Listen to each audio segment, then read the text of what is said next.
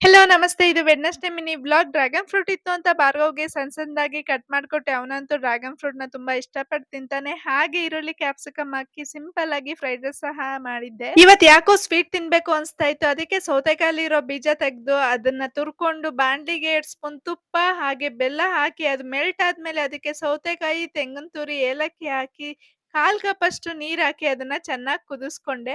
ಅದ್ರಲ್ಲಿರೋ ನೀರಂಶ ಎಲ್ಲ ಬಿಟ್ಟು ಈ ಹದಕ್ ಬಂದ್ಮೇಲೆ 1 ಕಪ್ ಅಷ್ಟು ಅಕ್ಕಿ ಹಿಟ್ ಹಾಕೊಂಡು ಗಂಟಾಗದೇ ಇರೋಂಗೆ ತಿರುಗಿಸ್ಕೋಬೇಕು. ಅದು ಬಾಣ್ಲಿ ಬಿಡ್ಬೇಕು.